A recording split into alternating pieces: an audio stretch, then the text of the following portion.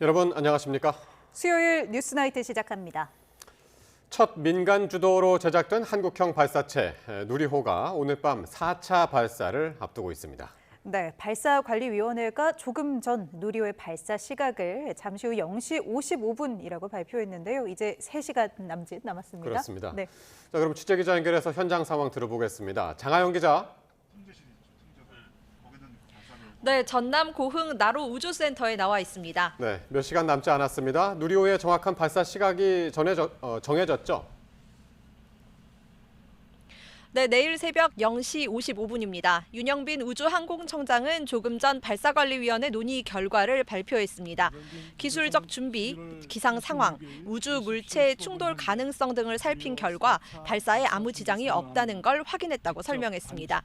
기술적으로는 저녁 6시 45분부터 발사 관제 장비의 발사 운용을 시작했고 7시 25분부터는 상온 헬륨 충전도 진행했습니다. 온도 9도, 강수 확률 0%, 낙뢰 가능성도 없고 지상풍은 물론 고층풍도 잔잔해 발사 조건을 모두 만족한다며 윤 청장은 최적의 조건이라는 표현을 썼습니다. 태양 흑점 폭발 같은 우주 환경도 무리가 없고 우주 물체 충돌 가능성도 없다는 설명입니다. 네, 날씨도 좋아지고 순조롭게 진행되고 있는 것 같은데요. 네. 이제 남은 절차는 어떤 건가요? 네, 밤 9시가 조금 안 돼서 연료와 산화제를 충전하기 전 발사체를 차갑게 만드는 작업이 시작됐습니다. 밤 10시 10분부터는 텅 비어있는 누리호 안에 산화제와 액체 연료를 넣는 작업을 합니다. 연료 충전은 밤 11시 25분쯤, 이 산화제 충전은 밤 11시 55분쯤 완료될 예정입니다. 이 작업이 끝나면 누리호를 일으켜 세웠던 기립 장치가 분리되고요. 또 발사 10분 전인 밤 11시 55분에 자동 운용 모드로 전환되면 이제 누리호는 사람의 손을 떠납니다. 시스템이 이상을 감지하면 발사는 자동으로 멈추게 됩니다. 예, 성공적으로 잘 발사가 되어야 할 텐데요. 누리호 발사가 이번이 4번째 도전이잖아요. 어떤 의미가 있는지 한번 짧게 짚어볼까요? 네, 먼저 민간 기업인 한화 에어로스페이스 주도로 발사를 한다는 점이 의미가 있습니다. 처음으로 500kg이 넘는 중형 위성이 탑재돼 총 무게가 지난 3차 때보다 2배 넘는 1톤 가까이 된 것도 주목할 만한 부분입니다. 역대 가장 많은 위성이 탑재되는 것도 특징인데요. 큐브 위성까지 포함하면 모두 13기로 의학, 제약, 국산 소자 부품의 우주 실증까지 다양한 분야에서 기술 검증에 도전합니다. 이번에 우주교통관리 큐브 위성을 우주로 보내는 업체 대표는 자신을 나로호를 보며 꿈을 키웠던 나로호 세대라고 소개를 했는데요. 나로호 세대가 누리호의 주역이 된 셈입니다. 미래의 우주 인재들이 보고 있을 이번 4차 발사도 성공적으로 이루어지길 기원합니다. 지금까지 고흥 나로 우주센터에서 YTN 장하영입니다. 예, 지금 들으신 것처럼 누리호는 재작년 3차 이후에 2년 반 만에 또 발사가 되는 것이어서 시민들의 관심이 큰데요. 이 기대와 설렘을 안고 전남 고흥을 찾은 분들이 아주 많은 것 같습니다. 네, 잠시 후면 이 누리호 발사를 직접 볼 수 있는 전망대에는 전국 곳곳에서 누리호를 응원하러 온 시민들로 북적이고 있는데요. 현장에 있는 취재기자 연결합니다. 윤태인 기자. 네, 전남 고흥 우주발사 전망대에 나와 있습니다. 네, 거기서는 누리호 발사를 직접 볼 수 있다고요. 그곳 분위기 어떻습니까? 네, 주차장 자리는 꽉 찬 지 오래고 몇몇 시민들이 야외 관람대에 설치된 망원경으로 나로 우주센터를 관측하는 모습도 볼 수 있었습니다. 누리호의 4번째 도전을 응원하기 위해 전국 곳곳에서 많은 시민들이 이곳을 찾았는데요. 천문학자가 꿈이라는 학생, 그리고 친구 부부와 함께 누리호 발사를 응원하러 왔다는 시민들의 이야기 직접 들어보겠습니다. 제 꿈이 천문학자인데 누리호 발사한다는 소식 듣고 먼데도 할머니랑 같이 왔어요. 누리호 정말 기대되고 감개가 무량할 것 같습니다. 더군다나 그대로 발표된 대로 지금 한다니까 흥분돼요. 하나, 둘, 셋. 화이팅! 고흥 지역 곳곳은 누리호의 4차 발사 성공을 기원하는 현수막이 내걸렸습니다. 저희 취재진도 오늘 전남 고흥에서 누리호 발사를 볼 수 있는 곳 몇 군데를 찾아 살펴봤는데요. 아쉽게도 대부분 공사 중이거나 통행이 제한된 상태였습니다. 그렇다 보니 누리호 발사대와 17km 정도 떨어진 이곳 전망대가 밤하늘을 가르는 누리호를 볼 수 있는 이른바 명당입니다. 오늘 날씨도 흐리지 않은 데다가 야간에 발사되다 보니 누리호가 불꽃을 뿜어내며 하늘로 솟아오르는 모습을 볼 수 있을 듯합니다. 지난 누리호 발사 때에도 전국 각지에서 시민들이 이곳을 찾았는데 이번에도 많은 사람이 찾을 것으로 예상되면서 건물 내부 공간 관람은 200명으로 인원이 제한되고 발사 1시간 전부터는 안전을 위해 건물 실내 출입이 전면 통제됩니다. 사상 처음으로 야간에 발사되는 만큼 많은 시민들이 누리호의 발사를 기원하고 있습니다. 지금까지 전남 고흥 우주발사 전망대에서 YTN 윤태인입니다. 네, 특검이 내란 우두머리 방조 등의 혐의로 기소된 한덕수 전 국무총리에 대해 징역 15년을 구형했습니다. 한 전 총리는 국민이 겪은 고통과 혼란에 가슴 깊이 죄송하다면서도 비상계엄에 찬성하거나 도우려 한 적이 없다고 말했습니다. 임예진 기자가 보도합니다. 지난 8월 내란 특검은 윤석열 전 대통령의 비상계엄 계획을 사전에 알고도 적극적으로 말리지 않고 동조했다며 한덕수 전 국무총리를 재판에 넘겼습니다. 3개월 만에 열린 결심 공판에서 특검은 한 전 총리에게 징역 15년을 내려달라고 재판부에 요청했습니다. 사실상 내란 사태를 막을 수 있던 유일한 사람이었음에도 국민 봉사자로서의 의무를 저버리고 범행에 가담했던 겁니다. 본 사건은 대한민국 민주주의에 대한 테러입니다. 국가, 국민 전체가 피해자입니다. 피고인을 엄히 처벌함으로써 다시는 대한민국에서 이와 같은 불행한 역사가 되풀이되지 않도록 하여야 할 것입니다. 허위 공문서를 만들었다 폐기하고 탄핵 심판에서 위증하는 등 한 전 총리가 반성하는 태도를 보이지 않았다고 질타하기도 했습니다. 이에 한 전 총리 측은 총리에게 반대 취지의 발언 외에 구체적으로 계엄을 저지할 법률상 의무는 없다고 반박했습니다. 사후 계엄 선포문 작성과 파쇄를 두고는 강의구 전 부속실장의 독자적 결정이었다고 주장했습니다. 특검이 내란 우두머리 방조 혐의로 기소한 뒤 내란 중요 임무 종사 혐의를 선택적으로 병합한 건 위법하다고도 강조했습니다.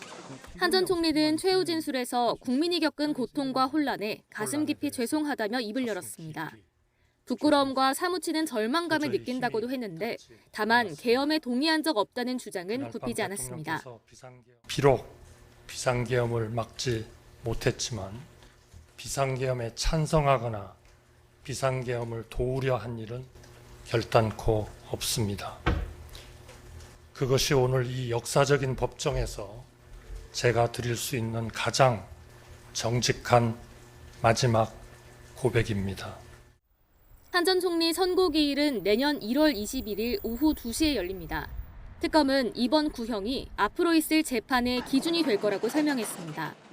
2달 뒤 나올 재판부의 결정도 향후 내란 사건 판결의 가늠자가 될 전망입니다. YTN 임혜진입니다. 최상병 특검이 수사 고의 지연 의혹을 받는 오동훈 처장 등 공수처 전현직 간부 5명을 기소했습니다. 현직 공수처장이 범죄 혐의로 재판을 받게 된 건 지난 2021년 공수처가 설립된 이후 첫 사례입니다. 권준수 기자가 보도합니다.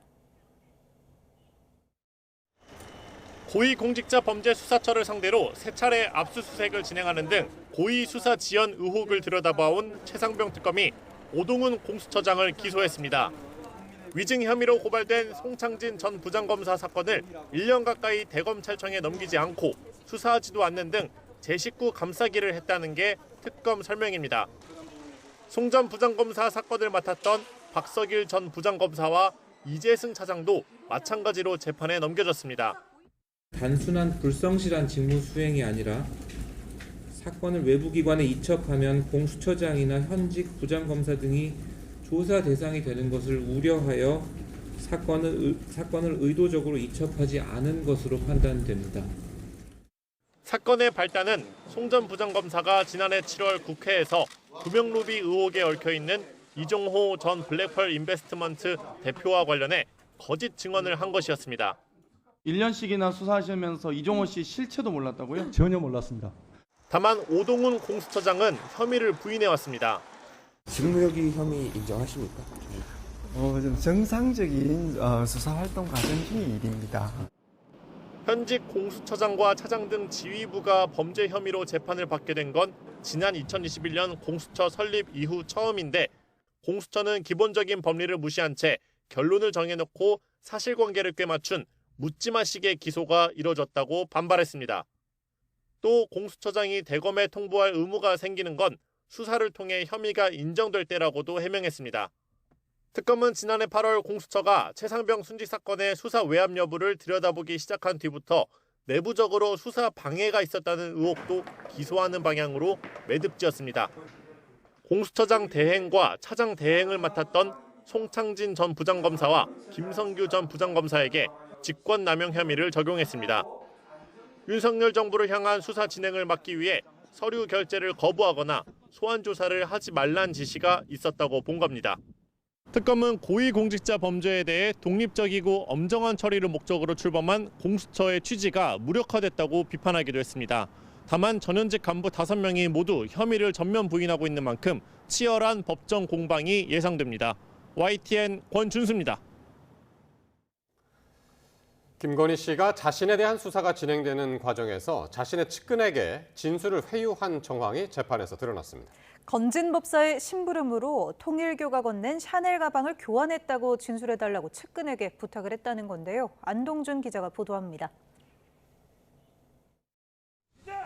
두 차례 소환에 불응했던 유경옥 전 대통령실 행정관이 김건희 씨 재판에 증인으로 출석했습니다. 김 씨 최측근인 유 전 행정관은 통일교가 선물한 샤넬 가방을 직접 매장해서 교환한 인물입니다. 유 전 행정관은 검찰 조사를 앞뒀을 당시 김건희 씨와 논의한 적이 있다면서 당시 김건희 씨가 했던 말을 증언했습니다. 건진법사 전성배 씨와 이야기를 했으니 검찰 조사에서는 전 씨 심부름으로 샤넬 가방을 교환한 걸로 하면 안 되겠느냐고 말했다는 겁니다. 당시 김 씨는 전 씨로부터 샤넬 가방 등을 받은 적이 없다는 입장을 유지하고 있었는데 여기에 맞는 진술을 측근에게 요구한 걸로 보입니다. 이후 유 전 행정관은 검찰 조사에서 전 씨가 쇼핑백을 주면서 젊은 사람들이 좋아하는 디자인으로 바꿔달라고 부탁했다며 김 씨에게 전달된 사실은 부인했습니다. 김건희 씨가 측근인 유 전 행정관의 진술을 회유했다고 볼 수 있는 정황입니다. 다만 유 전 행정관은 통일교 측이 건넨 그라프 목걸이에 대해서는 전 씨 측으로부터 받은 적도 본 적도 없고 김 씨와 상의한 적도 없다는 입장을 고수했습니다.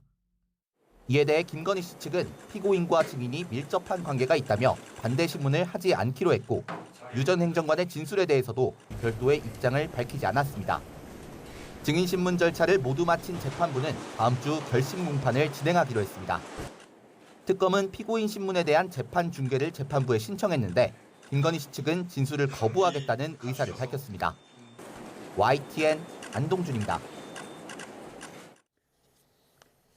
국민의힘이 더불어민주당의 요구대로 국회 법사위에서 대장동 항소 포기 국정조사를 하자면서 전격적으로 입장을 바꿨습니다.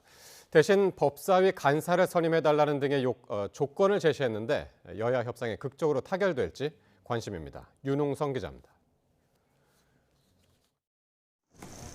국민의힘 송원석 원내대표가 긴급 기자간담회를 열어 대장동 국정조사에 대한 변화된 입장을 밝혔습니다. 민주당이 주장하는 국회 법제사법위원회에서의 국정조사안을 수용할 수 있다고 한 건데 대신 법사위 야당 간사 즉각 선임과 법사위원장의 편파적 운영 중단, 증인 참고인 합의 채택 등의 조건을 내걸었습니다. 압도적 다수를 무기로 해서 야당의 목소리에 귀 기울이지 않는 현실을 고려해서 법사위에서의 국정조사 진행도 송 원내대표는 당 중진 의원들의 의견을 수렴했는데 국정조사가 무산되는 것보다는 법사위에서라도 하는 게 낫다는 판단을 내린 것으로 보입니다. 민주당은 검찰의 조작 기소와 항명, 항소 제한 등은 당연히 법사위 소관이라며 지금이라도 논의할 용의가 있다는 입장입니다. 다만 김병기 원내대표는 자신들은 일관되게 신속한 국정조사 의사를 전달해왔다며 여러 이유로 회피해온 건 야당이라고 반박했습니다. 항명에 대한 그 단죄 의지를 저희가 확실한 단죄 의지를 계속 밝힌 것입니다. 그래서 지금이라도 법사위원회에서 하고자 한다면 저희는 얼마든지. 사법개혁을 두고는 여야의 신경전이 계속됐습니다. 법력권 법사위 의원들은 토론회를 열고 대법원 판결의 지위를 흔들 수 있는 재판 소원제 필요성을 강조했습니다. 이 자리에서 충분한 토론이 필요하다는 판사 출신 박희승 의원의 소신 발언이 나왔지만 지도부는 속도전의 의지를 불태웠습니다. 민주당은 내란 전담 재판부를 포함하여 재판 소원, 법애국제 등 사법개혁 법안을 연내에 반드시 처리할 수 있도록 최선을 다하겠습니다. 국민의힘은 이를 두고 여당이 자신들 입맛에 맞게 사법부를 다시 짜겠다는 거라고 비판했습니다. 사법행정위원회를 신설해 대법원장 권한을 줄이는 방안에 대해선 정치판사 시대가 열릴 거라고 지적했습니다. 민주당의 교주 역할을 하는 김어준이 법관을 임명하는 것과 무엇이 다른지 묻고 싶습니다. 국정조사가 이뤄지더라도 여야가 각각 검찰과 법무부 관련자들을 고발한 터라 답변이나 출석이 제한되는 상황이 벌어질 수 있는 건 아쉬운 대목으로 꼽힙니다. YTN 윤홍성입니다. 더불어민주당 정청래 대표가 논란이 된 1인 1표제에 반대하는 의원이 단 한 명도 없었다면서 관철 의지를 분명히 했습니다. 조국 혁신당의 조국 대표와는 정치개혁 약속 이행 여부를 놓고 공개석상에서 신경전을 벌였습니다. 김다현 기자입니다. 시작은 화기애애했습니다. 조국 혁신당 조국 신임 대표를 민주당 대표실로 초대한 정청래 대표는 웃음과 덕담으로 맞이했습니다. 하지만 조 대표가 운명 공동체를 언급하자 정 대표는 따로 또 같이라며 선을 그었고 정치개혁을 주제로는 신경전도 펼쳤습니다. 지난 2월 법력권 5개 정당이 합의하고 이재명 당시 대표가 서명까지 한 원탁 선언문을 손팻말로 들어올린 게 불씨가 됐습니다. 반년이 지나가고 있지만 답보 상태입니다. 어제 저희 당을 예방해 주신 우상호 정무수석님도 이재명 대통령께서는 정치개혁 논의를 지지한다고 말씀을 하셨습니다. 교섭단체 요건 완화와 결선투표제 도입 등 정치개혁을 약속한 당시 합의를 지키지 않는다고 일종의 청구서를 내민 셈인데 정 대표는 불쾌감을 감추지 않았습니다. 언론을 통해서 더불어민주당 정청래 대표가 정치개혁에 대한 의지가 없는 것처럼 그렇게 비춰지도록 하는 것은 대단히 유감스럽다. 그러면서도 정치개혁특별위원회가 구성되면 합의점을 도출할 수 있다고 말했습니다. 정 대표는 집안 단속에도 나섰습니다. 대통령의 순방 외교가 마무리된 시점, 이른바 정청래 룰로 불린 1인 1표제에 반대하는 의원은 단 한 명도 없다면서 추진 의사를 분명히 못 박았습니다. 큰 물줄기는 잡혔다고 보고요. 좀 부족한 부분은 더 보완해서 중앙위원회에 임하겠다는 말씀을 드립니다. 일부 당원들이 1인 1표제에 반발하며 무효 가처분을 신청하는 등 잡음은 계속됐지만 한준호, 김병주 최고위원 등이 공개적으로 찬성 의사를 밝히며 힘을 실었습니다. 민주당은 대의원 역할 재정립을 위한 TF도 구성했는데 공개 우려 목소리를 냈던 의원들도 포함해 다음 주 토론회를 진행합니다. 민주당은 각종 개혁 과제 완수 임무로 마음이 바쁩니다. 여기에 지방선거로 인한 최고위원 줄사퇴가 초읽기에 들어갔고 1인 1표 논란, 우당인 조국혁신당과의 마찰까지 겹치면서 다소 어수선한 모습입니다. YTN 김다현입니다. 국민의힘 지도부는 이승만 전 대통령 관련 영화를 공개 관람하고 또 장외 여론전으로 지지층 결집에 힘을 쏟았습니다. 하지만 계엄 1년이 다가오고 또 추경호 전 원내대표 체포동의안 표결도 임박하면서 긴장감도 감돌고 있습니다. 김다연 기자입니다.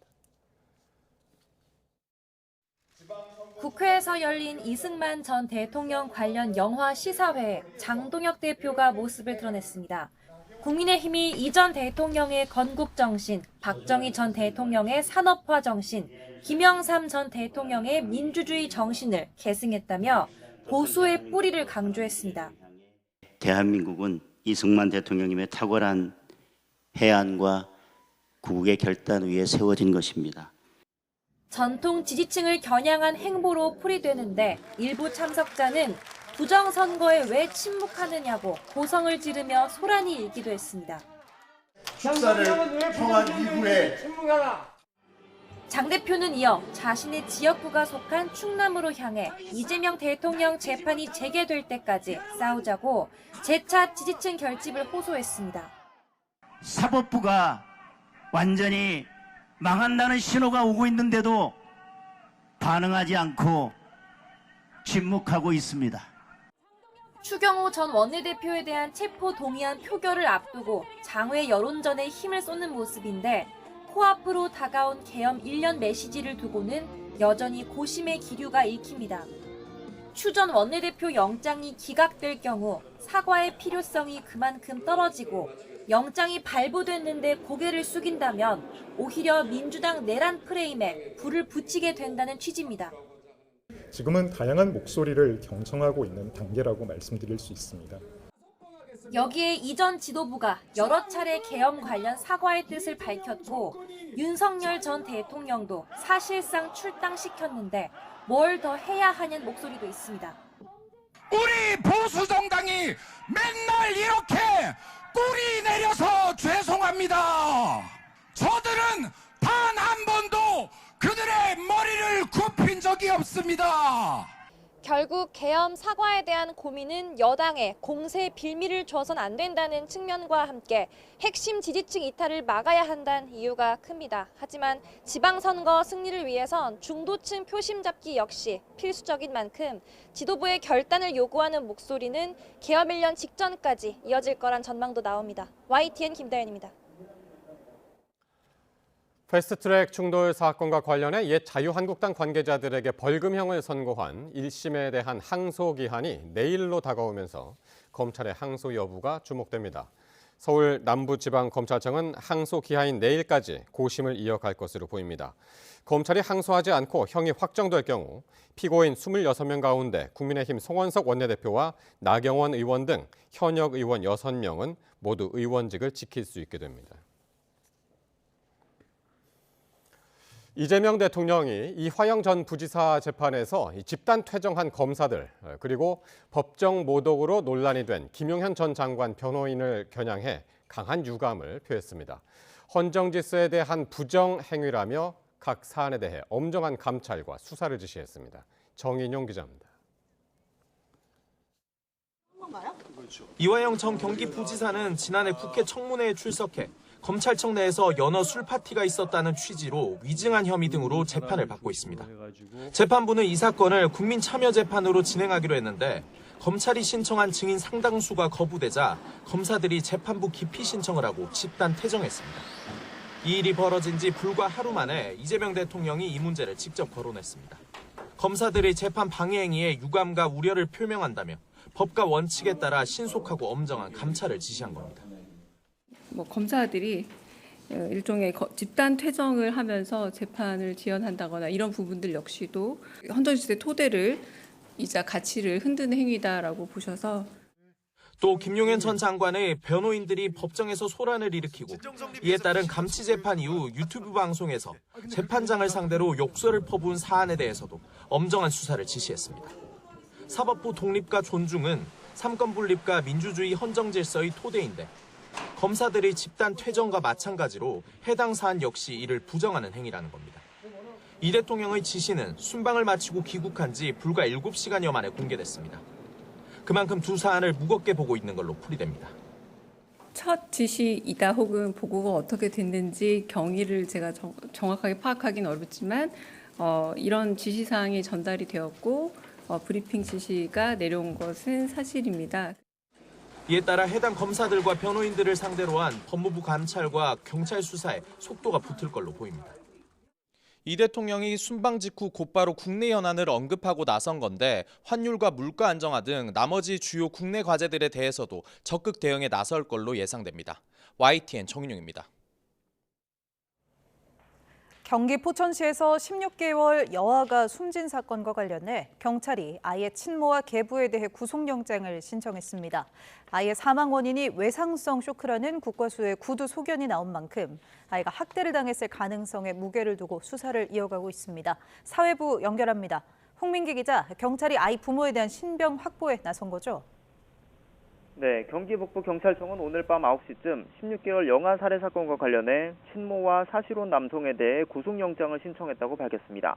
아동학대 살해 혐의인데요. 두 사람은 지난 23일 경기도 포천에 있는 한 빌라에서 16개월 여아를 학대 끝에 숨지게 한 혐의를 받습니다. 당시 소방당국은 딸이 밥을 먹다가 숨을 쉬지 않는다는 신고를 받고 출동해 아이를 병원으로 옮겼습니다.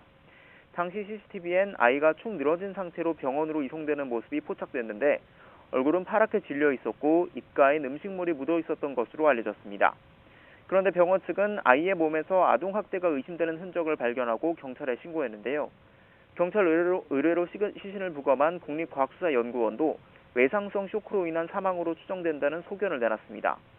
경찰은 이에 따라 친모와 계부를 어제 오후 긴급 체포하고 사망 경위에 대한 수사에 속도를 냈는데요. 아이의 사망 원인에 아동학대 등 물리적 힘이 작용한 정황을 포착하고 체포 시한인 48시간이 지나기 전 구속영장을 신청한 것으로 보입니다.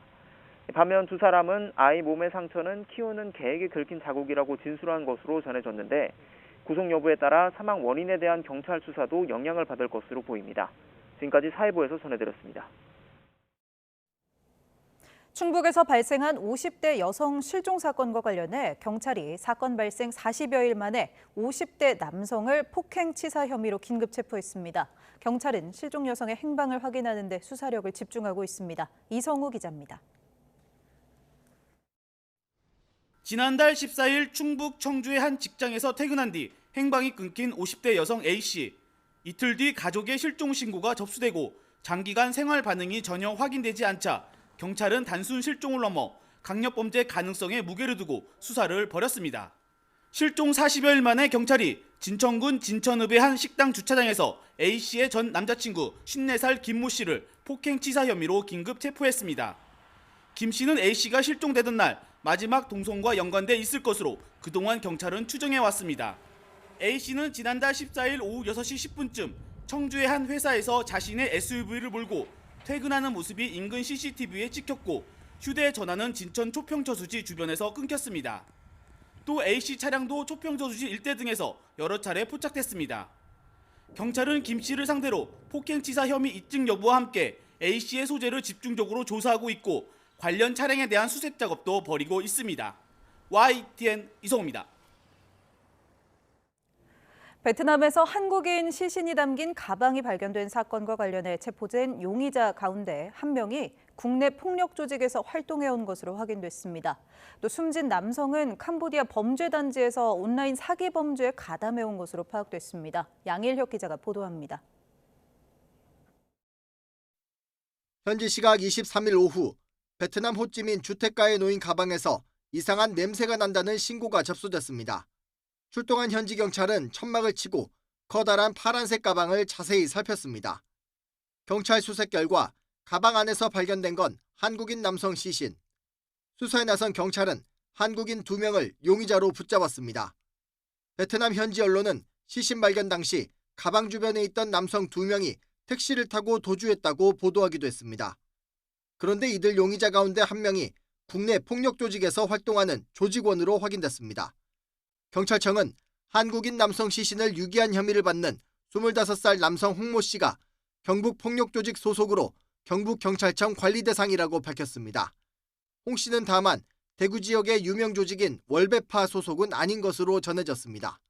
이와 함께 가방 속에 시신으로 발견된 남성은 캄보디아 범죄단지에서 온라인 사기, 스캠 범죄에 가담한 것으로 파악됐습니다. 베트남 현지 경찰은 체포한 홍 씨와 공범 24살 조모 씨를 상대로 남성이 숨진 경위를 조사하고 있습니다. 경찰은 용의자 2명에 대한 송환 협의를 마치는 대로 한국 담당 수사팀을 지정할 예정입니다. YTN 양일혁입니다.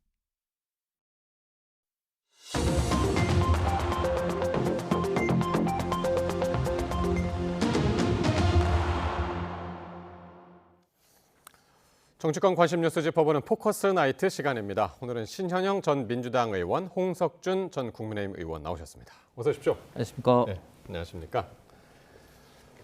내란 특검팀이 한덕수 전 총리에 대해서 징역 15년을 선고해달라고 재판부에 요청했습니다. 이 적용된 혐의는 내란 중요 임무 종사 그리고 내란 방조 등의 이제 혐의인데 특검은 12.3 비상계엄은 과거 45년 전 내란보다 더 막대하게 국격을 손상시켰고 국민에게 커다란 상실감은 줬다고 지적을 했습니다. 자, 오늘 검찰 구형 어떻게들 보셨나요? 네, 15년 구형을 했죠. 그러면서 좀 아쉬움이 남는다.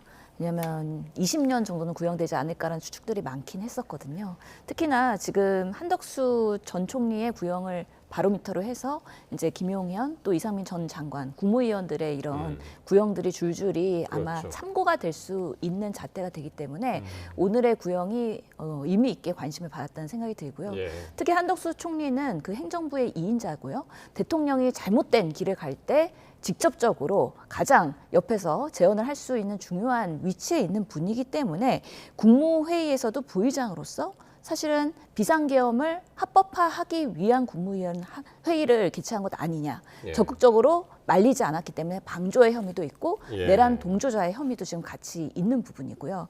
끝나고 나서도 비상계엄이 해제되고 나서도 국무회의가 지연되면서 빨리 열리지 않았던 것들. 예. 다음 날 그리고 부서에 대한 사인이 없다는 것 때문에 사후 문서를 만들고 나서 폐기를 지시하면서 또 자료에 대한 은폐, 조작, 정황이 잡힌 것들 그리고 네. 위증을 인정을 했기 때문에 여러 가지 부분에 있어서 총리로서 그날의 50년 관록에 이런 한덕수 전 총리가 제대로 된 역할을 못했고 오히려 비상계엄을 도왔다라는 부분에서 국민적인 분노가 있는 것이고 이런 부분에 있어서 검찰도 엄중하게 이 부분을 꾸짖고 재발 방지를 해야 된다라는 주장을 했습니다. 특검 오늘 구형하면서 상당히 이제 길게 이제 이야기를 했습니다만 그때 이제 전두환, 노태우 전 대통령들의 이제 12.12 쿠데타 이제 그때 얘기를 하면서 이렇게 중형을 우리가 이제 구형을 하는 이유 이제 그렇게 설명을 쭉 했는데 예, 홍 의원님은 어떻게 보셨나요? 예, 뭐 검찰에서 구형을 했습니다만 12.12와 사실은 뭐 비교하는 자체는 조금 좀 지나친 감이 있죠. 왜냐하면 12.12 같은 경우는 당시에 전두환 전 대통령 중심으로 한 신군부가 당시에 이제 정성화 계엄사령관 등을 이제 불법으로 체포 감금했다는 그런 어떤 취지였는데 지금은 현직 대통령이 당시 야당이었던 민주당이 29번 이상의 탄핵을 하고 또 예산을 삭감하고 뭐 등등 이런 어떤 국가적 어떤 마비 사태를 뭐 일으켰던 그런 이유로 예. 비상계엄을 했기 때문에 그때 당시와는 완전히 좀 차원이 다른 어떤 이야기인가 아닌가 생각을 하고 이번 내란 주요 종사자로 이제 됐는데 저는 이제 그 법원에서 앞으로 이제 합리적으로 판단할 거라고 믿습니다만은 시기적으로는 조금 이해가 되지 않는 부분이 결국은 이 그 한덕수 총리는 이 내란 전체적으로 보면은 이 종범입니다.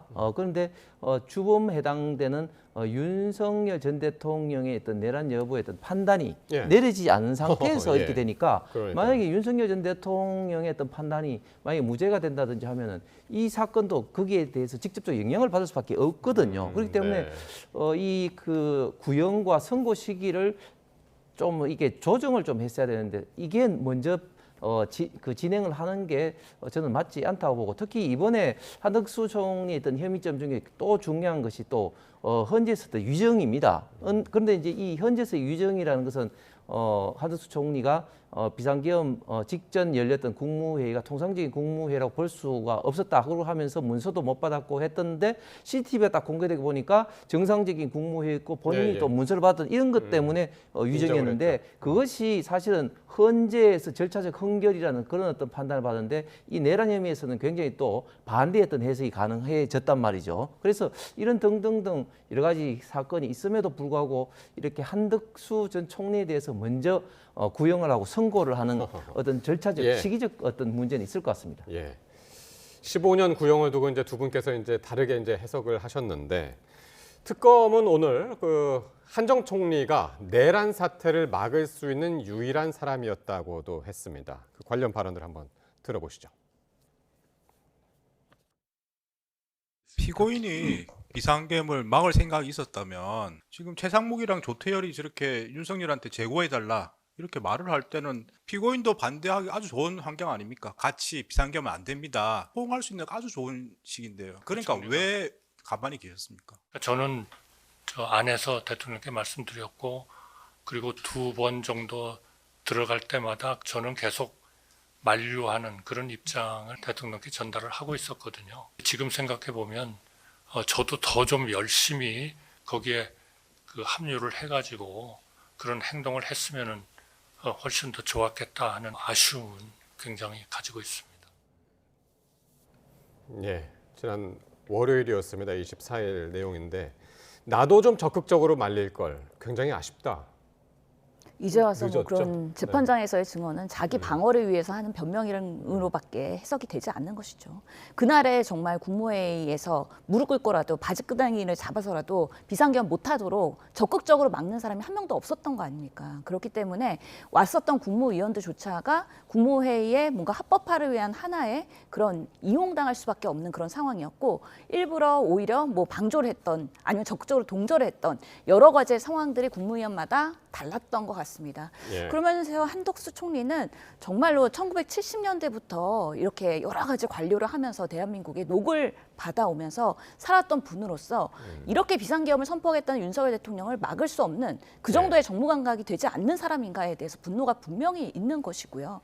적극적으로 말릴 수 있는 정말 2인자로서의 역할이 매우 부족했다. 네. 그런 면에서 재판 과정에서도 내란의 우두머리 방조자에서 주요 임무 종사자로 공소장이 변경되는 부분까지 있지 않았습니까?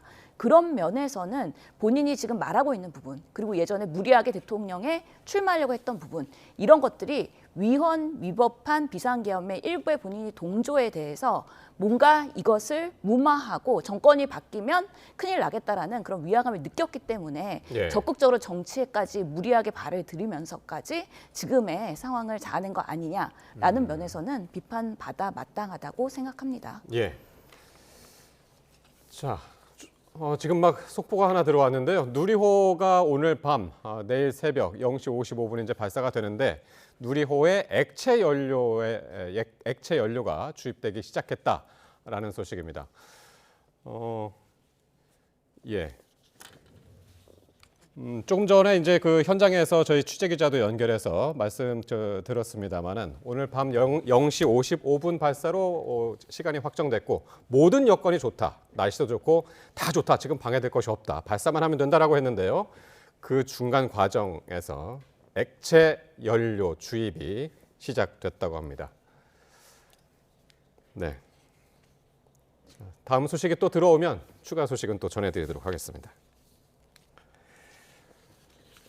예, 자 한덕수 전 총리에 대한 구형 이야기를 하고 있었는데 어쨌든 홍 의원님, 네. 앞서서 이제 그 한덕수 전 총리 얘기 들었습니다만 상당히 뭐 지금으로서는 후회가 막 급한 것 같습니다. 예, 그렇습니다. 한덕수 총리 입장에서는 국정의 2인자로서 계엄을 막지 못한 것을 지금 이제 후회하는 그런 말씀을 했는데, 네. 저는 좀 안타까운 게 좀 본인의 좀 입장을 좀 이 일관성이 좀 있었으면 좀 좋았겠다. 그러니까 헌법재판소에서는 어떤 이야기를 했냐면 본인은 전혀 기억도 나지 않고 통상적인 어떤 국무회의 그런 절차도 거치지 않고 흥결이었고 그런 한덕수 총리의 그런 어떤 절차적 어떤 문제를 결국은 헌법재판소에서 윤석열 전 대통령의 탄핵의 중요한 어떤 사유 중에 하나로 했습니다. 예. 그때 당시에 한덕수 총리가 그렇게 했는 것은 결정적으로 본인의 어떤 잘못을 피하기 위해서 그렇게 했는지는 모르겠지만 또 지금 와서는 내부에 어떤 CCTV가 공개되고 국무회의가 열리고 한덕수 총리에게 문수가 주어지고 이런 것들이 이제 또 되니까 또 네. 지금 말이 좀 달라지면서 했는데 한덕수 총리가 40년 이상의 어떤 공직 생활을 하면서 대단히 좀 존경받는 분이었는데 이번 탄핵 어떤 과정에서 헌법재판소에서의 말이 다르고 또 지금 이제 내란 재판에서 어떤 말이 어떤 다른 이런 부분은 본인은 결국은 책임을 좀 피하기만 좀 급급한 예. 그런 좀 모습을 보이는 것 같아서 대단히 좀 안타깝습니다. 예. 자, 선고는 이제 내년 1월 21일로 날짜가 잡혔습니다. 2달이 채 남지 않은 상황인데 어떻게 예상을 하시나요? 아까 뭐 잠깐 말씀하셨습니다만 이 내란 관련해서 지금 혐의를 받고 재판을 준비하고 수사를 받고 있는 사람들이 상당히 많이 있잖아요. 그렇죠. 네. 그러면서 지금 이진관 재판장이 엄격하게 사실은 이 사안을 바라보고 있는 걸로 예측이 됩니다. 아까 화면에서도 본 것처럼 왜 더 적극적으로 방해를 하기 위한 노력을 하지 않았느냐라는 부분에 있어서 질문을 하니까 한덕수 전 총리가 사실 그 부분에 대해서는 명확하게 대답 못하면서 나도 후회한다 이런 식으로 동조를 할 수밖에 없었거든요. 결국에는 이번에 특검에서도 이번에 구형을 하면서 민주주의에 대한 테러, 그리고 국민 전체가 피해자다. 예. 그리고 12.3 비상계엄은 45년 내란보다 더 막대하게 국격을 손상시켰다라는 면에서 엄중하게 봐야 된다고 했기 때문에 사실은 15년을 구형하긴 했지만 양형은 그것보다 더 늘어날 가능성도 배제는 못한다라고 생각을 하고요. 때로 순서에 대한 이의 제기를 해주시긴 했지만 예. 한덕수 전 총리가 이렇게 유죄를 판결받게 되면 결국에는 줄줄이 많은 내란 관련한 재판들이 다 유죄 판결로 되고 실제로 그 주범이었던 윤석열 대통령은 네. 정말 무기징역이나 사형 이상의 그런 부분에 있어서 형을 받을 가능성이 높아지는 거 아니냐라고 관측을 해볼 수도 있을 것 같습니다. 그러니까 주종범이 지금 이제 순서가 좀 바뀌어가지고 재판을 먼저 이제 구형을 받게 됐는데 윤석열 전 대통령은 내란 혐의 재판이 내년 1월 초에 변론이 종결되고 선고는 2월이 될 것으로 지금 오늘 전망이 된다는 기사까지 이제 지금 나온 상황입니다. 네, 그렇습니다. 저는 지금 윤석열 전 대통령의 내란 재판이 사실은 민주당이 강하게 주장해서 이제 이전에 없었던 이제 재판이 지금 공개되면서 네.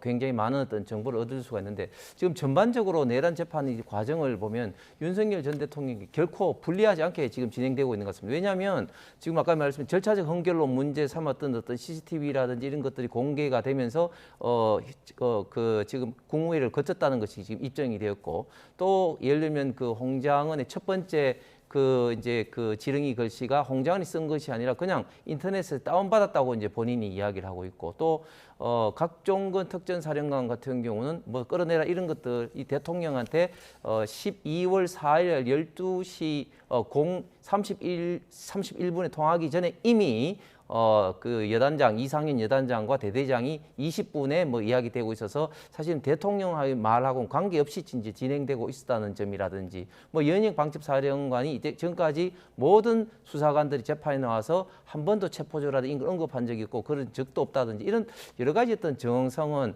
내란 재판부에서 최종적으로 판단할 때 지금까지와는 예상하고 달리 그 윤석열 전 대통령이 결코 지금 불리하지 않게 되기 때문에 지금 예측하기가 상당히 지금 어렵다. 특히 허영 교수 같은 경우는 2차 대전 이후에 국가에서 현직 대통령 국가 긴급권이 내란으로 입증된 사례가 없다. 이런 어떤 말씀까지도 한 이런 어떤 상태에서 사실 주범이 판단되기 전에 종범이 먼저 이렇게 선고를 하는 것이 물론 지금 재판부가 다르기 때문에 어떻게 결정될지는 아무도 예측할 수는 없을 것 같습니다만 상당히 혼란스러운 그런 상황이 올 수도 있을 것 같습니다. 그러니까요. 재판부가 지금 다릅니다. 지금은 한덕수 전 총리 이진관 재판부고 윤 전 대통령은 이제 지기현 재판부고 그런 상황인데 이제 시기도 다르기 때문에 앞뒤에 어떤 영향들이 있을지 지켜봐야 될 것 같습니다.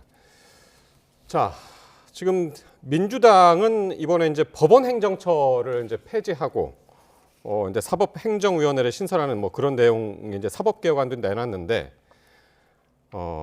어떻게 보시나요? 사법행정구조를 구체적으로 어떻게 바꾼다는 거지? 그게 어제 이제 구체적으로 나왔었잖아요. 그렇죠. 네. 지금은 기존 시스템에서는 이제 사법 체계가 결국에는 행정에 대한 부분을 법원 행정처가 하고 있는 거 아니겠습니까? 네. 그렇기 때문에 이제는 판결을 하는 판사들은 독립된 재판을 할 수 있도록 존중을 해주고 사법부의 행정 부분은 사법행정위원회를 구성을 해서 이제 행정에 대해서는 분리하는 부분에 대한 그런 사법개혁안이라고 말씀드릴 수 있고요. 결국에는 모든 조직은 인사권, 예산권, 행정권 이런 것들이 권력에 집중될 수가 있는데 지금은 대법원장한테 집중돼 있는 이런 제왕적인 권한을 행정위원회를 통해서 분산을 시키겠다. 그리고 위원회 구성도 그런 사법인들을 포함해서 이제는 공정하게 논의되는 시스템으로 운영을 하겠다라는 안을 포함하고요. 특히나 뭐 사법부에 대한 특히 검찰이나 이런 정관예우에 대한 부분 그런 부분들을 5년 내에 차단하는 부분도 있고요. 또 법관에 대한 징계도 강화하는 부분 등 우리가 사법부 특히 재판부에 있어서의 편향성이나 아니면 여러 가지 정치적인 판단을 하게 되는 그런 독립되지 못한 재판을 최소화하기 위한 견제 장치를 좀 두겠다라는 여러 가지 대안들을 발표한 것으로 보고되고 있습니다. 그러니까 사법개혁안 여러 가지가 있습니다만은 이제 어제 이야기했던 것 중에 이제 가장 우리가 핵심적으로 들었던 것이 법원 행정처를 폐지하고 사법행정위원회를 새로 이제 신설하는 것이었는데 거기에서는 이제 기존 법관들의 참여도를 이제 낮추고 대법원장의 어떤 그 권위도 좀 낮추고 아니 그게 좀 중점적으로 논의가 됐었던 것 같습니다. 예, 그렇습니다. 그런데 지금 민주당이 이해하는 명백히 위헌이 라고 저는 생각을 합니다. 그리고 뭐 제 개인적인 생각이라 대부분의 어떤 법조인이 그렇게 생각하는데, 왜냐하면 우리 대한민국의 가장 중요한 헌법의 원리는 자유민주주의를 지키기 위해서 결국은 상권 분립과 법치주의, 특히 법치주의의 가장 근간은 또 사법부의 독립인데, 여기서 말하는 사법부의 독립이라는 것은 단순하게 법관이 독립적으로 재판을 하고 결정을 한다는 것 뿐만 아니라 조직, 인사, 예산을 독립적으로 사법부 스스로 결정한다는 것이 가장 중요한 전제가 깔린 것이 사법부의 독립입니다. 그리고 이 사법부의 독립을 지키는 것은 결국은 대법원장 중심으로 해서 인사, 예산이 이제 이루어지는 건데, 이것이 결국은 이제 법원 행정처를 중심으로 이제 이루어지고 있습니다. 그래서 법원 행정처장은 대법관 중에 한 사람을 임명해서 이 법원 행정처장 중심으로 예산과 인사 조직이 이루어지는데, 이것을 폐지를 하고 법원 행정위원회를 하면서 그 법원 행정위원회의 다수를 외부 인사로 채우겠다는 것은 결론적으로 외부에서 정권이 결국은 이 법관들의 인사라든지 예산이라든지 조직이라든지 여기에 대해서 이제 압력을 하고 계속해서 영향을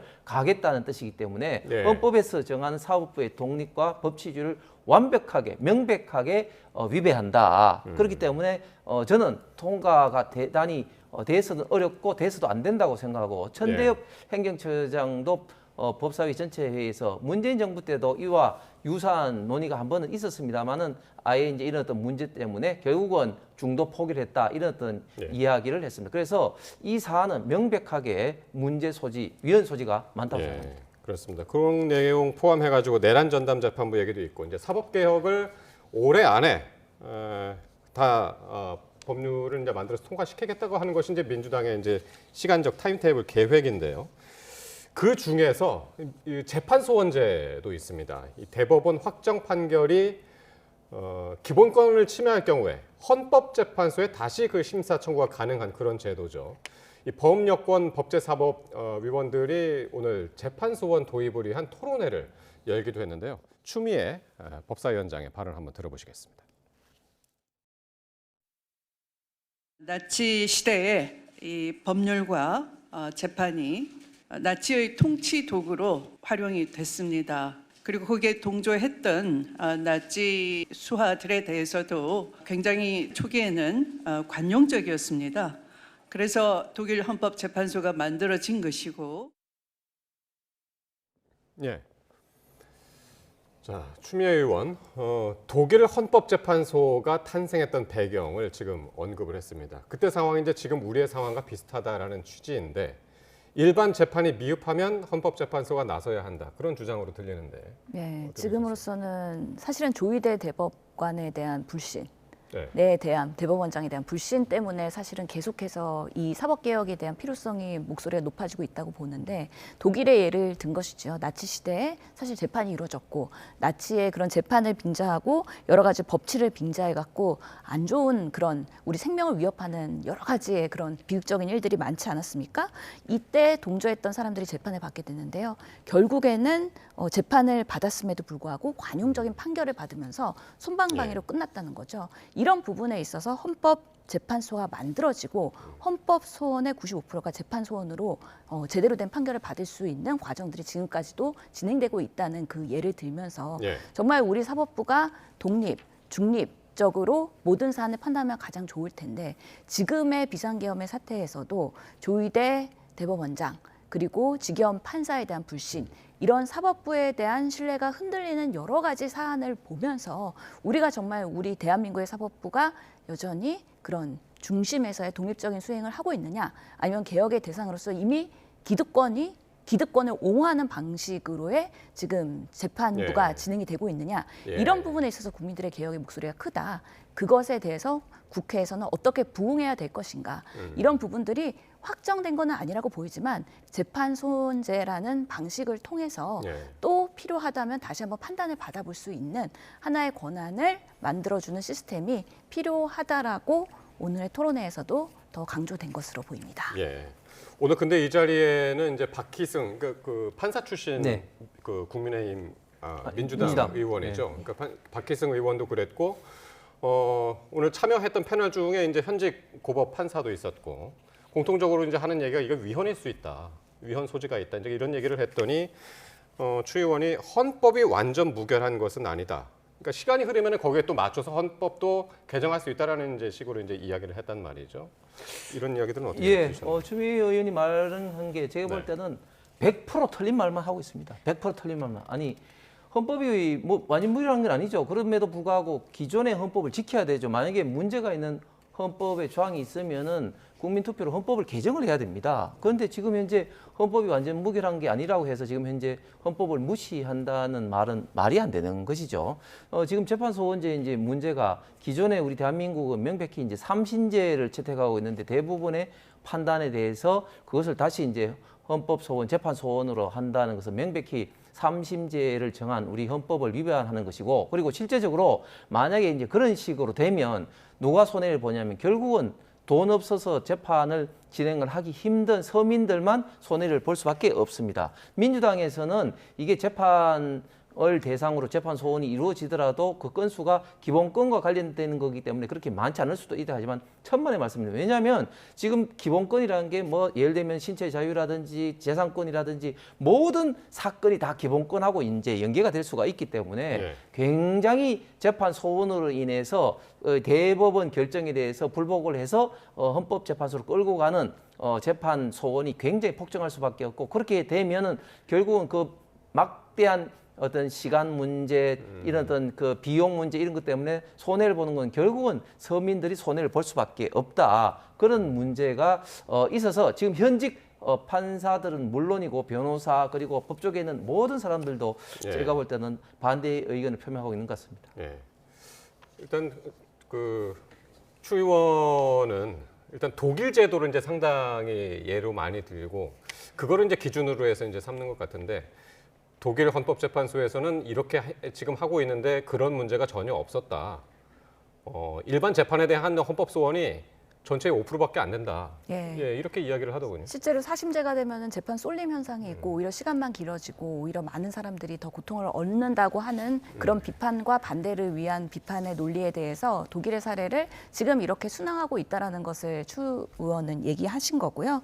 다만 박힌승 의원도 국민의 편의성이나 아니면 사법의 경제성 이런 부분에 있어서 재판의 근간이 틀이 박히는 거기 때문에 충분한 토론, 공론화 이런 것이 필요하다. 시간을 갖고 천천히 해야 되는 거 아니냐. 라는 이야기도 충분히 저는 나올 수 있는 부분이라고 생각을 하기 때문에 우리가 사법개혁은 사실 이번에 내란 이런 3특검 이런 것들이 연말까지는 마무리가 되고 좀 어느 정도는 이제는 대한민국이 민생과 경제를 위해서 나아가야 되는 정치 시간이 내년부터 열어질 텐데, 이런 검찰개혁이나 사법개혁도 연말에 빠르게 끝내고서는 이제 정말 민생을 위해서 나아가자는 의미에서 좀 빠르게 오늘 논의가 되고 있는 부분이긴 한데 합리적인 방안에서의 타협점을 찾을 수 있으면 좋겠다라는 바람입니다. 이게 정치계뿐만 아니라 법조계에서도 이견이 많은 사안이기 때문에 좀 논란이 될 것 같습니다. 그렇습니다. 이게 위헌적 소지도 대단히 많고 좀 전에 말씀드린 재판이 장기화될 가능성이 굉장히 많다. 그리고 자꾸 독일 사례를 이야기하는데 독일 사례에서는 예를 들면 헌법재판소 제도 자체가 이런 어떤 문제 때문에 독일에서 생겼고,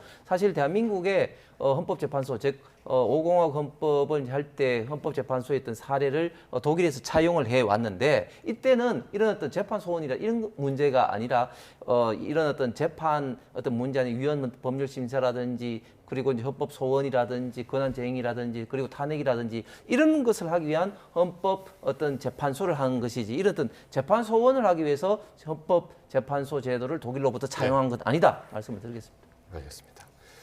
자, 그런가 하면 목요일인 내일 국민의힘 추경호 의원에 대한 체포동의안 표결이 국회에서 예정이 되어 있습니다. 계엄의 위법성을 알고도 국회의 계엄 해제 표결을 방해한 혐의인데 내일 표결 결과는 어떻게 예상하시는지? 우선은 제적 과반이고요. 그다음에 찬성 과반이면은 통과되는 거기 때문에 실제로는 뭐 결과는 이미 다 뻔하게 예측이 되는 것인데, 국민의힘 의원들이 들어올 것이냐 들어오지 않을 것이냐, 추경호 의원은 직접 투표를 할 것이냐 말 것이냐 이런 부분에 있어서의 내일의 뭐 관심이 들 것 같습니다. 그러니까 이 결과에 따라서 뭐 내일은 이제 통과된다 하더라도 체포동의안은 이제 구속영장이 받아들여지느냐 이제 기각되느냐, 이제 그거에 따라서 정치권의 혼란도 이제 상당할 것 같은데, 어떻게 보십니까? 그렇습니다.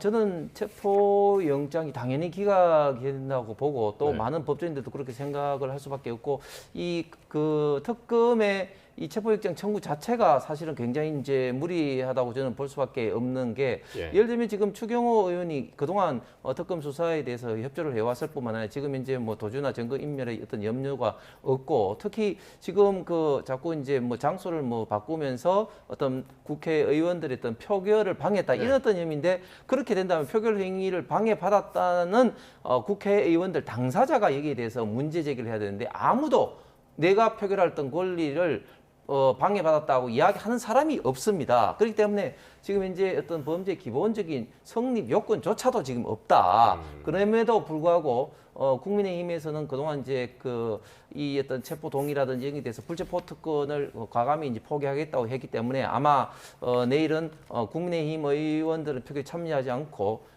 그 추경호 의원은 당당하게 본인이 입장을 이제 밝힘으로써 내일 임할 것 같습니다. 근데 공교롭게 이 시기가 영장 심사가 다음 달 12월 2일로 지금 예상이 되고 있고요. 구속영장 발부는 그 새벽이 되겠죠. 3일. 12월 3일 날이요. 그렇기 때문에 1주년인 비상계엄 시기에 네. 우리 국민들이 윤석열 정권 그리고 지금 국민의힘을 나름의 심판을 하고 있는 이런 시기에 추경호 의원의 정말 그 구속영장 여부가 불을 붙일 것이냐 아니면 그런 부분에 있어서의 유예가 될 것이냐에 대한 결론이 될 것 같고요. 아무도 표결권을 방해받지 않았다라고 주장을 했다. 당연히 국민의힘 의원들이기 때문에 추경호 의원이 구속되고 그리고 유죄를 받게 되면 줄줄이 사탕으로 이제 해산 정당까지 갈 수 있기 때문에 본인들이 사실 불만이 있어서 표출을 못하는 그런 여러 가지 딜레마에 처해 있는 어려운 현실이다라고 말씀드릴 수 있겠죠. 다음 주 12월 3일이 수요일인가요? 저희가 12월 3일 화요일 날 작년에 방송을 했었는데요. 3일 다음 주 지난 계엄 때부터 저희가 이제 셋이서 이제 저희가 방송을 했었는데 다음 주 12월 3일에도 토요일입니다. 12월 3일은 수요일입니다. 수요일. 다음 주 12월 3일 날 두 분과 수요일입니다. 같이 방송을 하게 될 것 같네요. 말씀 여기까지 나누겠습니다. 지금까지 신현영 전 민주당 의원, 홍석준 전 국민의힘 의원과 함께했습니다. 고맙습니다. 감사합니다.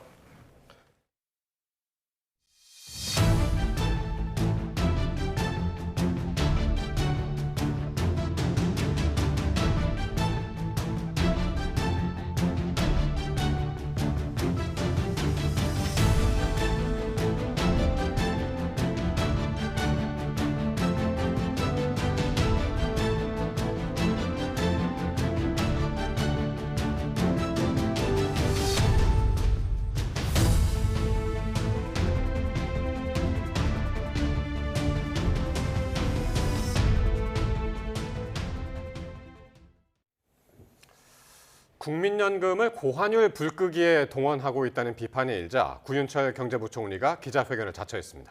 구 부총리는 국민연금의 수익성과 환율 안정의 조화를 위한 것이라며 환율 안정에 국민연금을 동원하는 것이 아니라고 강조했습니다. 이승은 기자가 보도합니다.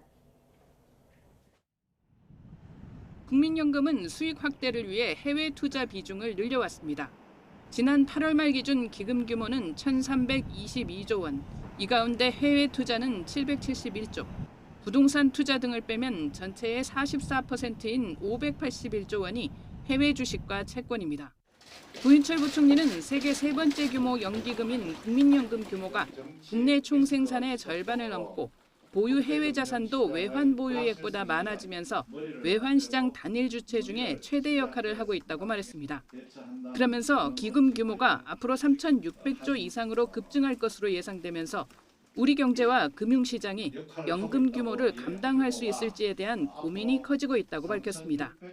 외환시장 규모에 비해 큰 연금의 해외 투자가 단기에 집중되면서 물가 상승, 구매력 약화에 따른 실질 소득 저하로 이어질 경우 지금 당장의 국민 경제 민생에 미칠 부정적인 영향도 고려해야 합니다.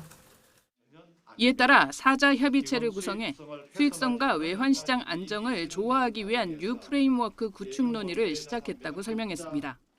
또 어느 시점이 지나 달러를 팔아 원화로 바꿔야 하는 시점에서는 해외 자산 매각에 따른 환율 하락 영향으로 연금 재원에도 영향을 미칠 가능성이 있다고 언급했습니다. 세부 방안에 대해서는 외환 시장 안정을 위한 가능한 모든 정책을 고려하겠다고만 언급했습니다. 그러면서 환율 상승에 대한 일시적 방편으로 국민연금을 동원하는 건 아니라고 강조했습니다.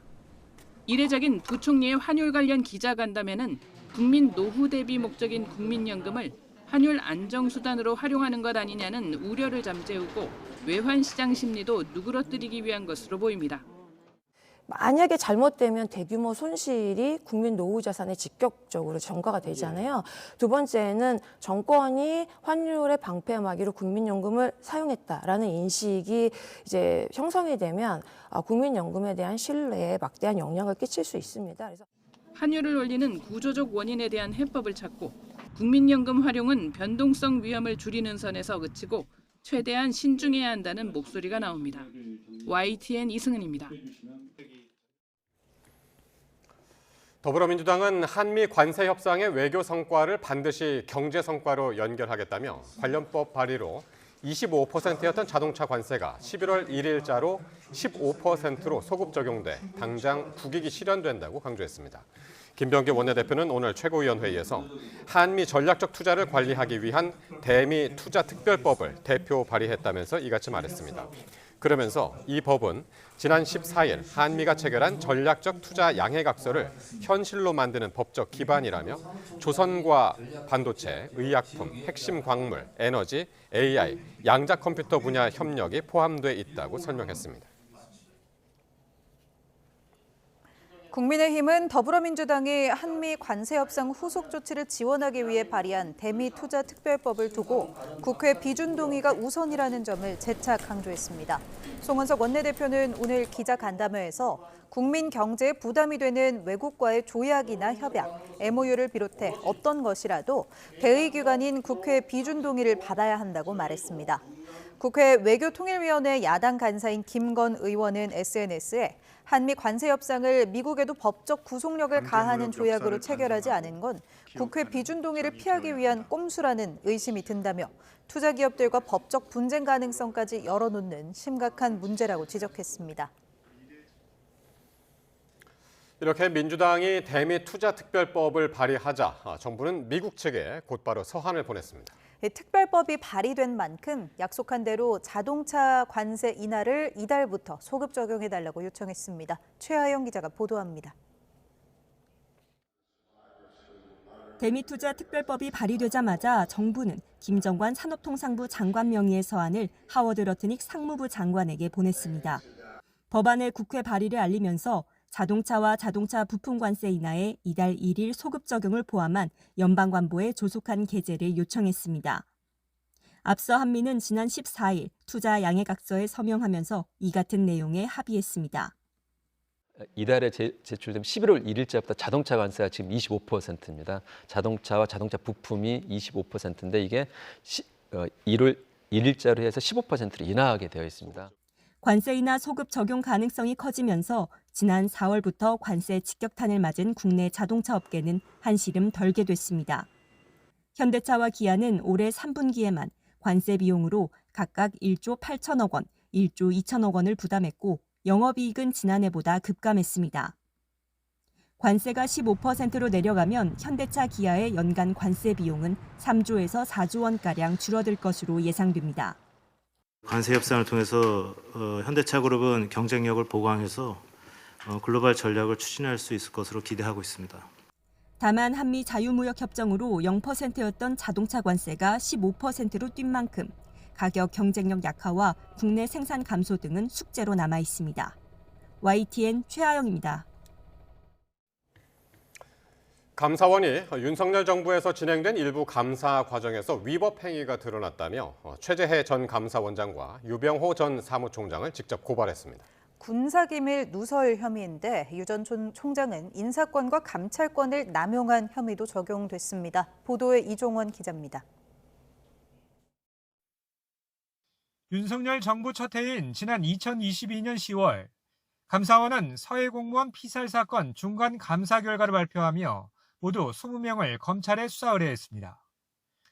서해 북측 해역에서 해수부 공무원이 북한군 총에 맞아 숨진 사건을 문재인 정부가 조직적으로 왜곡하고 은폐했다는 게 핵심입니다.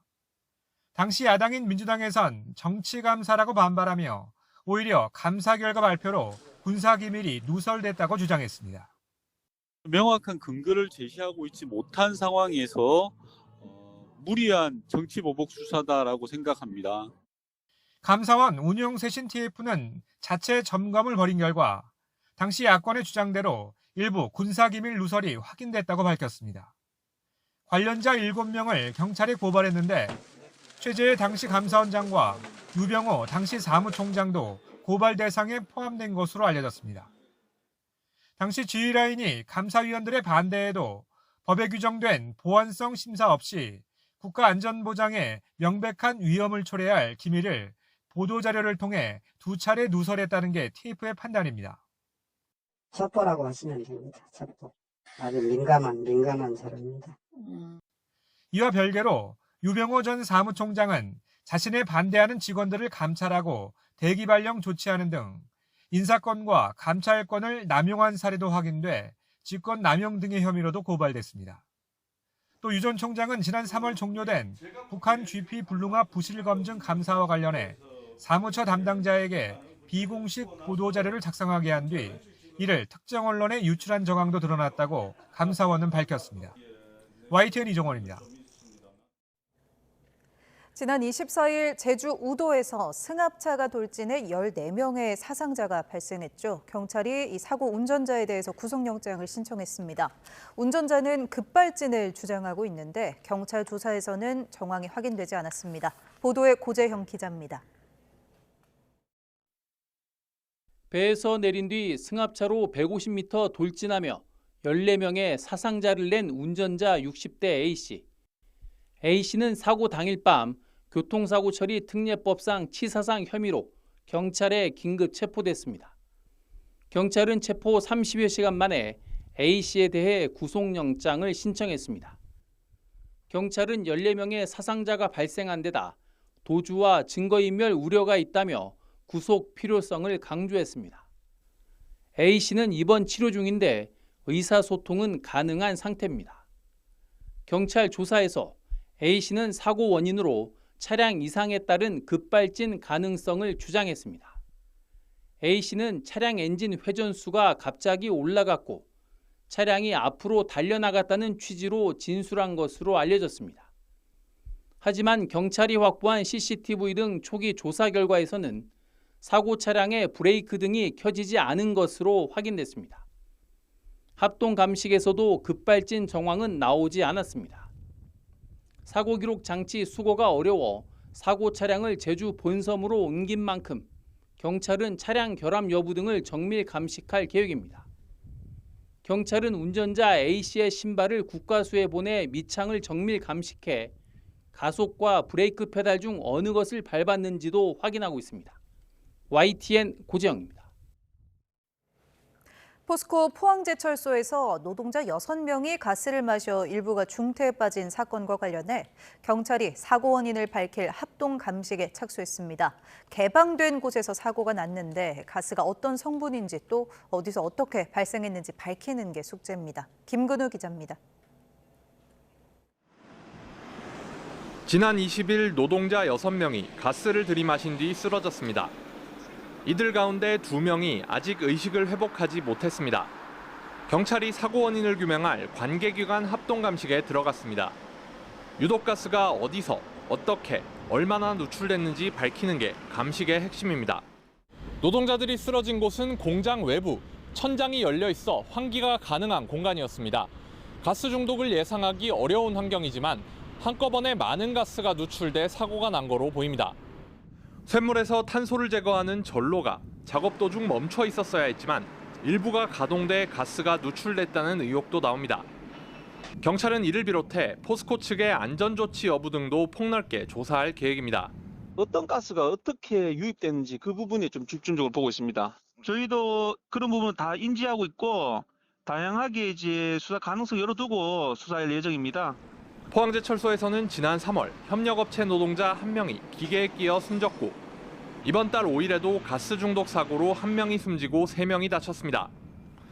포스코는 잇따른 중대재해 책임을 물어 제철소장을 해임하고 회장 직속으로 안전특별진단 전담팀을 가동했습니다. YTN 김근우입니다. 청첩장이나 부고장으로 꾸민 문자 메시지에 악성 앱 링크를 몰래 심어보내는 이른바 스미싱 수법으로 120억 원을 가로챈 조직이 적발됐습니다.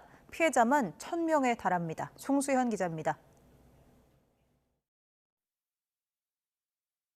저희 자녀 결혼을 알리고자 문자를 보냅니다. 얼핏 보면 평범한 모바일 청첩장 링크지만 누르면 순식간에 개인정보가 넘어가는 악성 메시지입니다. 청첩장과 부고장, 과태료 고지서 등으로 꾸민 문자 메시지를 보내 피해자들을 유인하는 이른바 스미싱 수법입니다. 악성 앱이 설치되면 휴대전화 권한을 빼앗아 유심을 무단 개통한 뒤 금융계좌나 가상자산 거래소 계정에 침입해 자금을 빼내는 겁니다.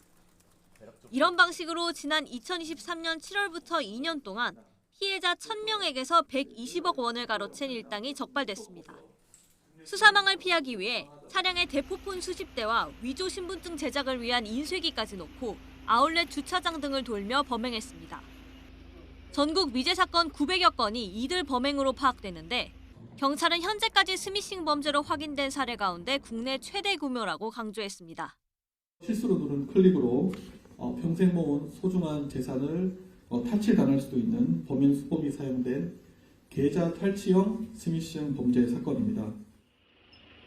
경찰은 수도권과 충청도 일대에서 활동한 일당 13명을 검거하고 국내에 있던 총책 2명을 포함한 4명을 구속 상태로 나머지 9명을 불구속 상태로 검찰에 넘겼습니다. 경찰은 중국에 있는 총책 2명에 대해서는 공조 수사를 통해 신병 확보를 시도할 방침입니다.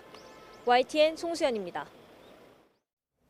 향정신성 약물을 복용한 뒤 교통사고를 낸 혐의로 기소된 벽산그룹 3세가 1심에서 무죄를 선고받았습니다. 서울중앙지방법원은 검찰이 낸 증거만으로 김 씨가 복용한 약물 때문에 사고가 났다고 단정할 수는 없다고 판단했습니다.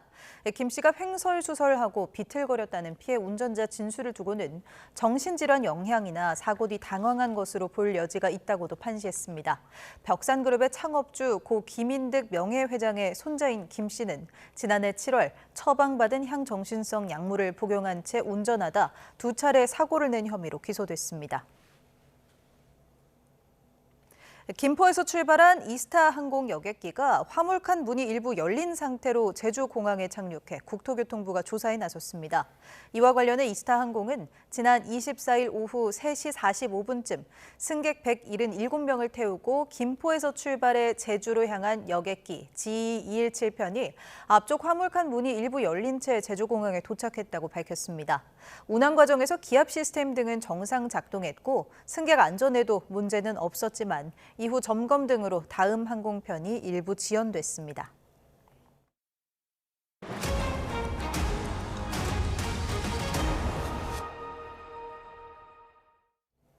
올해 주택분 종합부동산세 대상자가 지난해보다 8만 명, 세액은 1,000억 원 증가한 것으로 나타났습니다. 집값 급등세가 반영되면서 서울 강남권 아파트의 종부세 부담이 크게 뛴 것으로 분석됐습니다. 보도에 오인석 기자입니다. 기획재정부는 올해 주택분 종합부동산세 과세 인원은 54만 명, 고지세액은 1조 7천억 원으로 집계됐다고 발표했습니다. 주택 신규 공급과 공동주택 공시가격 상승으로 올해 주택분 종부세 과세 인원은 지난해보다 8만 명, 고지세액은 1,000억 원 증가했습니다.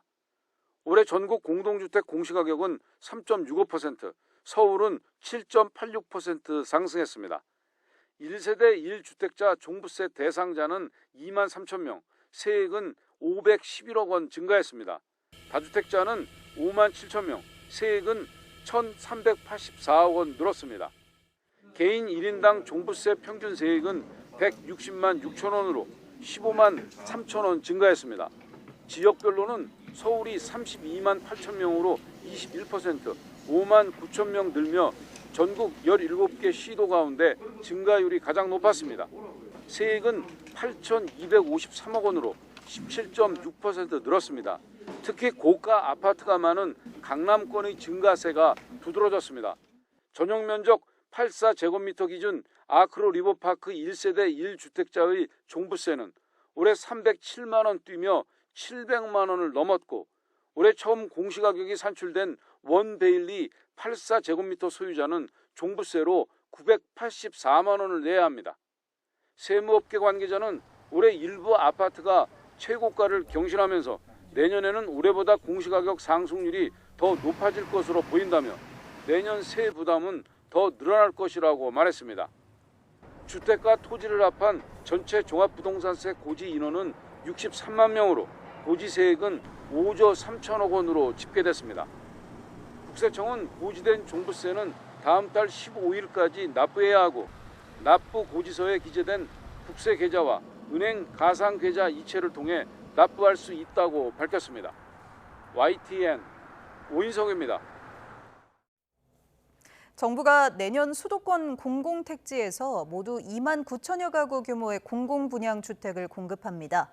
올해 분양보다 32% 많은 물량이지만 주택 수요가 큰 서울은 천여 가구에 그쳤습니다. 최도희 기자입니다. 정부가 내년 수도권에 2만 9천 가구 규모 공공분양주택을 순차적으로 공급하겠다고 밝혔습니다. 올해 분양 물량과 비교하면 32% 넘게 증가했고 지난 9.7 공급대책에서 발표한 수치보다도 2천 가구 늘었습니다. 이 물량은 지난 9월 7일에 발표한 새 정부 주택공급 확대 방안에서 발표한 계획 물량보다 약 2,000호 증가한 수준이며 판교급 신도시를 하나 새로 조성하는 것에 준하는 규모입니다. 지역별로는 경기 지역이 2만 3,800가구로 가장 많고 주요 지구별로 따지면 3기 신도시 7,500가구 등이 포함됩니다. 국토부는 입지가 좋은 곳들이 많아 실수요자 선호도가 높을 것으로 기대하고 있습니다. 다만 주택 수요가 큰 서울의 경우 내년 공급 물량의 5%에 불과한 건 아쉬운 대목입니다. 집값 불안에 진앙진 서울의 공급이 1,300호 정도에 그친다는 부분은 좀 아쉬운 부분이라고 할 수 있습니다. 서울 도심 청사 부지나 유휴부지 활용 방안을 통해서 조속한 현실화가 서울의 추가 공급 확대에 도움이 될 것으로 보입니다. 아울러 이번 공급의 의미는 입주가 아닌 분양 계획인 만큼 실제 입주 시점은 2029년 전후가 될 전망입니다. 국토부는 또 한국토지주택공사가 소유한 비주택용지 용도를 주거용으로 바꾸는 작업도 본격화하기로 했습니다.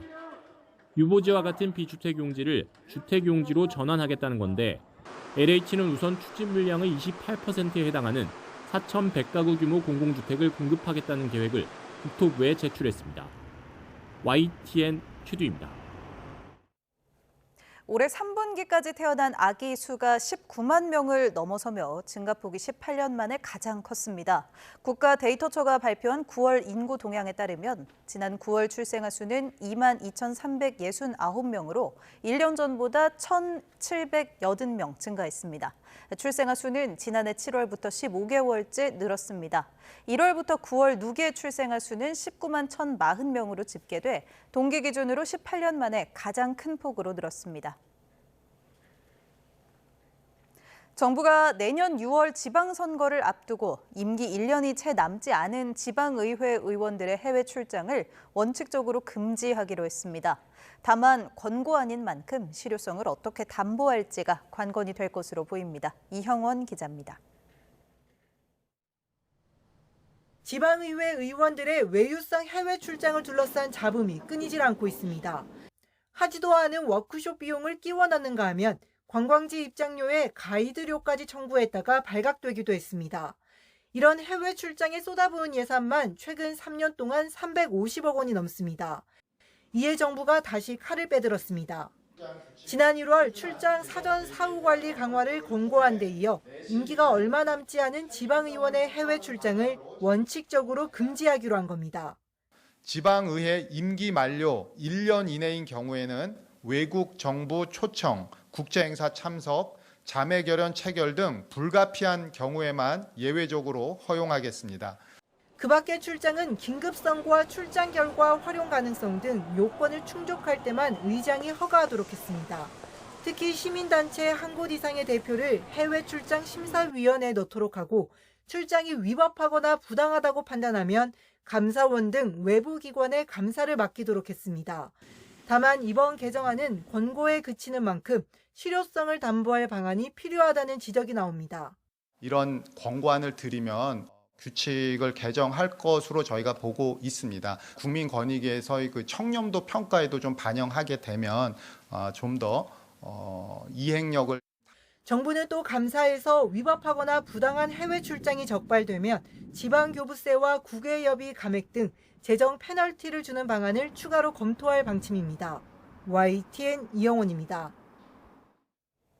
중국 민간업체가 개발한 극초음속 미사일의 시험 발사 장면이 공개됐습니다.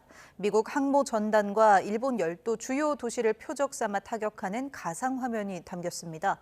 베이징 강정규 특파원입니다. 창끝처럼 뾰족한 탄두에 날개가 달린 미사일이 하늘로 솟구치더니 목표 지점에 정확히 떨어집니다. 중국 민간업체가 공개한 1분짜리 극초음속 미사일 시험 발사 영상입니다. 최대 속도 마하 7, 사거리 1300km, 기존의 10분의 1 가격으로 양산에 돌입했다고 선전합니다. 미국 항모 전단의 방어망을 회피하고 일본 열도 주요 표적을 향해 날아가는 가상 화면도 담겼습니다. 공교롭게도 일본이 개발 중인 극초음속 미사일 전개 훈련 장면이 공개된 시점과 맞물렸습니다. 일본 총리의 타이완 개입 발언에 이은 최전방섬 미사일 배치 계획에 대한 경고로도 읽힙니다. 实现国家统一完全是中国内政，不容日本说三道四，甚至插手干涉。 중국은 서해 일대에서 동시다발적 실탄 훈련도 이어가고 있습니다. 1895년 청일전쟁 당시 북양 함대가 괴멸됐던 해역에서 국치를 씻겠다는 의지를 다지는 겁니다. 국방 예산을 400억 달러 늘려 미국 무기를 구매하겠다는 타이완 총통에게도 총구를 돌렸습니다. 民进党当局妄图勾连外部势力滋事，是不折不扣的台海和平破坏者、麻烦制造者。 타이완은 미국, 영국, 호주의 안보 동맹인 오커스 참여도 타진하고 있습니다. 트럼프 대통령과 시진핑 주석의 통화 이후 중국은 3억 달러 규모의 미국산 콩을 추가 구매하며 갈라치기에 나섰습니다. 베이징에서 YTN 강정규입니다. 7년 전 뉴질랜드에서 어린 남매를 살해한 뒤 시신을 여행 가방에 넣어 창고에 유기한 혐의로 기소된 한국인 엄마가 현지 법원에서 종신형을 선고받았습니다. 현지 시간 25일 뉴질랜드 오클랜드 고등법원은 살인 등 혐의로 기소된 한국인 44살 이모 씨에게 최소 17년 동안 가석방이 불가능한 종신형을 선고했습니다. 재판부는 이 씨가 남편이 숨진 뒤 자녀 양육을 감당하지 못해 범행했다며 신체, 정신적으로 취약한 아이들을 살해했다고 판단했습니다. 홍콩 아파트 단지에서 큰 불이 나 최소 13명이 숨지고 10여 명이 다쳤습니다. CNN과 로이터 통신 등에 따르면 현지 시간 26일 오후 2시 50분쯤 홍콩 북부 타이포 구역의 주거용 고층 아파트 단지에서 불이 나 현재까지 소방관 1명을 포함해 13명이 숨졌습니다. 고층 건물에서 탈출하지 못한 주민들이 10여 명 넘게 갇혀 있어 인명피해가 더 늘어날 수 있다고 현지 언론들은 전했습니다. 화재가 발생한 단지는 2,000가구 규모로 4,800여 명이 거주하고 있는 것으로 알려졌습니다.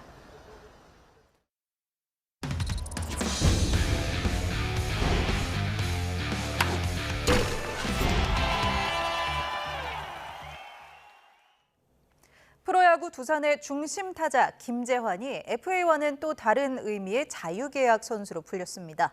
KBO의 FA 규정을 악용한 측면도 있어서 보완이 필요해 보입니다. 보도에 이경재 기자입니다. 두산의 왕조를 이뤘던 프랜차이즈 스타 김재환이 팀을 떠나 자유계약 시장에 나왔습니다. KBO에 제출하는 두산의 60명 보류 선수 명단에서 제외된 겁니다. 흔히 말하는 FA와는 개념이 조금 다른 자유계약 선수. 아직 충분히 활용 가치가 큰 거포 김재환과는 어울리지 않는 일명 방출 선수 신분입니다. 사정은 이렇습니다. 4년 전 FA 계약 때 두산은 올 시즌을 마치면 구단과 우선 협상을 진행하고 합의점을 찾지 못하면 자유계약 선수로 풀어준다는 옵션에 합의했습니다. 그리고 약속대로 김재환은 FA 신청을 하지 않고 두산과 협상을 진행했는데 서로 요구가 맞지 않은 겁니다. 만약에 이 옵션 조항이 없었다면 두산 입장에선 B등급인 김재환이 팀을 떠나도 연봉 10억 원의 보상 선수 또는 연봉의 2배를 받을 수 있었습니다. 또 김재환이 움직일 수 있는 폭도 훨씬 좁았을 게 분명합니다. 에이전트와 선수 요구를 들어준 구단도 할 말이 없지만 FA 선수를 데려가는 팀은 적절한 보상을 해야 한다는 규정의 취지를 대놓고 악용한 사례로 볼 수 있습니다. 틈새를 노린 편법이라고 할 수도 있겠고 전례가 없었던 이런 옵션 조항을 넣으면서 프로리그의 악용 소지가 또 굉장히 많잖아요. 김재환은 이제 보상 선수와 보상금에 제약 없이 자유롭게 9개 구단과 협상에 나설 수 있습니다. KBO는 규정을 손볼 필요가 있는지 살펴보겠다고 밝혔습니다. YTN 이경재입니다. 프로야구 기아가 외국인 투수 네일과 총액 200만 달러, 우리 돈 약 29억 원의 재계약을 맺었습니다. 이로써 네일은 3년째 기아에서 활약하게 됐습니다. 24년 평균 자책점 2.53으로 이 부분 1위와 함께 한국 시리즈에서도 팀 우승을 이끈 네일은 올해에도 2.25로 평균 자책점 2위를 기록하는 등 팀의 에이스로 활약했습니다. 북중미 월드컵 본선 조추첨을 위한 포트와 대진 방식이 발표됐습니다. 우리나라 대표팀은 사상 처음으로 월드컵 2번 포트에 배정돼 조추첨을 하게 됩니다. 피파 랭킹 22위 한국은 일본, 이란, 호주 등과 함께 2번 포트에 배정되며 크로아티아와 모로코, 우루과이와 스위스 등을 피하게 됐습니다. 하지만 3번 포트에도 노르웨이와 이집트, 튀니지와 코트디부아르 등과 같은 팀들이 있고 유럽 플레이오프 승자 4팀은 모두 4번 포트에 들어가는데 이탈리아 같은 팀이 올라오게 되면 쉽지 않은 조가 나오게 됩니다. 국제축구연맹은 또 피파 랭킹 상위 1위부터 4위까지의 팀이 조별리그 1위를 하면 4강에서나 맞대결할 수 있도록 편성한다고 밝혔습니다. 즉 스페인과 아르헨티나, 프랑스와 잉글랜드는 조별리그에서 2위나 3위로 올라오지 않는 이상 토너먼트 초반에 만나는 일은 생기지 않게 한다는 취지입니다.